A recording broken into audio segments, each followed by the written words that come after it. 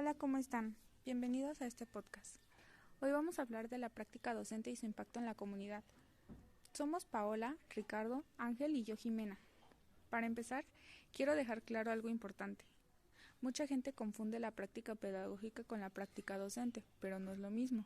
La práctica pedagógica se limita solo al aula.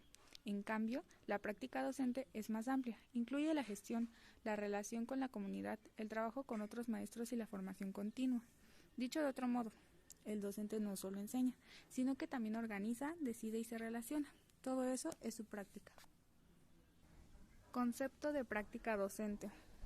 Según el enfoque de Cecilia Fierro, la práctica docente se analiza a través de 6 dimensiones: la personal, institucional, interpersonal, social, didáctica y valoral. La dimensión personal se refiere al maestro como ser humano. Aquí entra el quién eres tú, con tus ideales, éxitos, fracasos y el por qué decidiste ser maestro. 2. La dimensión institucional. Habla de la escuela como organización, con sus normas y su cultura. La escuela no es solo una isla, es una organización en conjunto con sus propias reglas y cultura. 3. Interpersonal. Relación entre maestros, alumnos y padres. Se trata de cómo te llevas con todos, sean alumnos, colegas o padres de familia. 4. La dimensión social. Esta analiza el entorno geográfico, económico y cultural. No es solo la misma escuela, sino que es diferente en el centro que una escuela en la periferia. El contexto económico y la cultura influyen en el aula. 5. Dimensión didáctica. Aquí es donde tú actúas como guía, facilitando el aprendizaje con nuestros métodos y evaluaciones. Se refiere al papel del maestro como el guía del aprendizaje. Y la última, que es la sexta, la valoral, que tiene que ver con los valores que el docente transmite. Todo lo que decimos y hacemos transmite valores o transmite la falta de ellos, lo que influye éticamente en nuestros alumnos. En resumen, la práctica docente no es un acto técnico, sino una praxis social compleja. El docente actúa como un escenario que ya está construido. También hay que tener en cuenta que la cultura escolar establece cómo hacemos las cosas aquí. Cada escuela tiene su propia personalidad. Esta personalidad denota todo, en ritos, ceremonias, las historias que se cuentan y hasta en la arquitectura del edificio. Incluso hay reglas que nadie escribió, pero todos saben, como qué ropa usar o si está bien visto pedir ayuda a un compañero. Al final, el maestro integra en su día a día sus propios sueños conjunto con los modelos de esta institución. Relación docente-alumno. Hablemos de cómo nos relacionamos. A veces, entre el alumno y el maestro se interpone lo que se llama vínculo imaginario, que son las imágenes o representaciones que tenemos del otro. Muchas veces las tenemos sin darnos cuenta y que pueden ayudar o estorbar en la educación. Y dependiendo de cómo sea la escuela, hay 3 tipos de vínculos comunes. La cuestión de familia, donde todo es muy afectivo, pero a veces se nos olvida lo que venimos a enseñar. Cuestión de papeles. Todo es frío, administrativo y basado estrictamente en el reglamento. Y la tercera, que es cuestión de concentración. Este es el ideal, se basa en negociar y reconocer al otro como alguien con quien se puede llegar a acuerdos. Un ejemplo sencillo: si un maestro es empático y escucha a sus alumnos, la confianza crece. Si siempre está de mal humor o no los toma en cuenta, la relación se rompe. El vínculo que el maestro construye con sus alumnos puede motivarlos o desmotivarlos por completo. Como ven, ser docente es ser un malabarista de dimensiones sociales, personales e institucionales, pero cuando logramos la cultura escolar positiva, se crean relaciones de apoyo mutuo que hacen que todo valga la pena. Gracias, Jimena. Ahora voy yo con el subtema 3, la influencia en la cultura escolar. Cada escuela tiene su propia personalidad o estilo. Eso es la cultura escolar. Es el ambiente, las costumbres, los valores y hasta los ritos que se repiten todos los días. La cultura escolar establece, como dicen por ahí, cómo hacemos las cosas aquí. El docente tiene un papel clave. Él ayuda a crear este ambiente, promueve valores, el respeto, la responsabilidad, la convivencia y participa en las normas y dinámicas de la escuela. Metafóricamente, la cultura es el escenario y la obra donde el docente actúa. En su práctica, el maestro integra principios pedagógicos, modelos organizacionales y hasta sus propios sueños o proyectos. Por ejemplo, un docente llega puntual, respeta los acuerdos del consejo técnico y fomenta el orden en el patio. Está construyendo una cultura escolar positiva y eso impacta en la comunidad. El cuarto tema es la relación con la familia y la comunidad. Aquí la familia es fundamental. Como dice Pereda, la familia es un contexto socializador que incide en los aprendizajes de los niños en la escuela. Los estudiantes llegan al aula con experiencias de su casa. Si en casa hay apoyo escolar, comunicación y acceso a recursos, el rendimiento mejora. Si hay dificultades, el maestro debe entenderlo. Pero ojo, a veces la escuela ve a la familia solo como intermediaria o incluso como obstaculizadora. Eso genera tensiones y limita la colaboración. La familia debe ser aliada, no solo una simple ayudante que paga cuotas o limpia.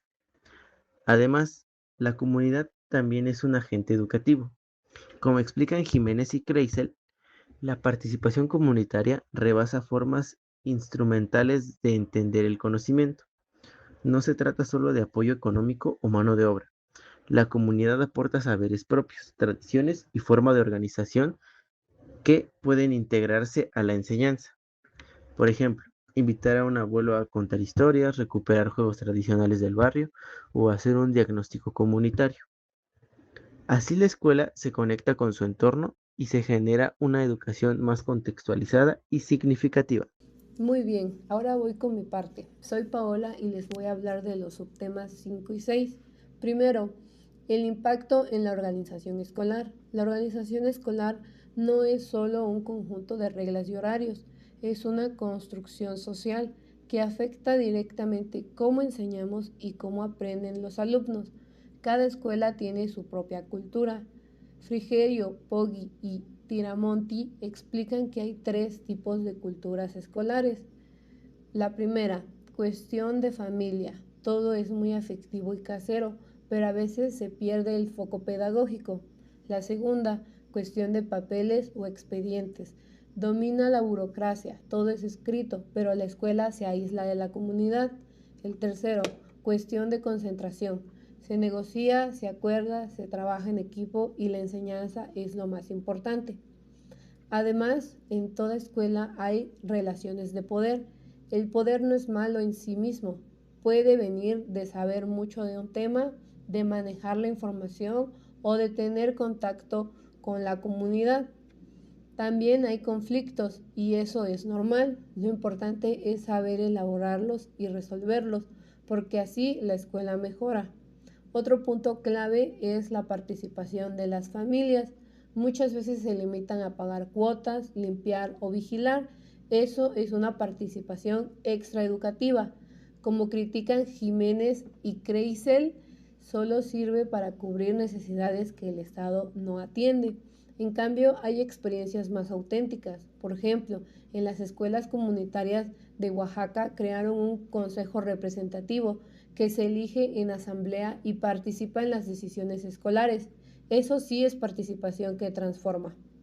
Para que la organización escolar impacte positivamente, necesitamos poner en el centro la construcción de significados, usar estrategias como el aprendizaje por proyectos o el aprendizaje servicio y sistematizar la práctica, es decir, reflexionar críticamente sobre lo que hacemos y compartimos con los colegas. Y ahora voy con el subtema 6, estrategias de enseñanza y aprendizaje. Aquí van varias estrategias clave. Primero, la enseñanza auténtica. Garduño dice que es una instrucción realista, relevante y socializante.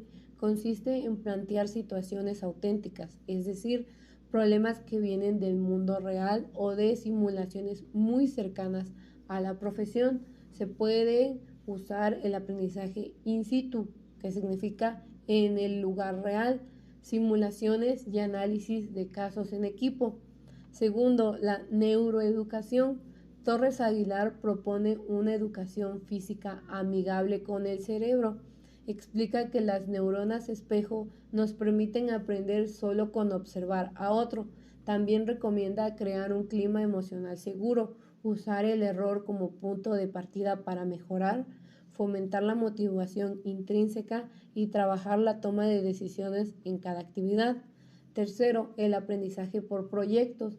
Escobar Alba lo define como una forma de que los estudiantes identifiquen y resuelvan problemas de su comunidad desde la escuela. Se organiza en 4 etapas: la planificación, la ejecución, la culminación y la evaluación. Es clave trabajar en equipo y que todos los contenidos de las materias sean un medio, no un fin.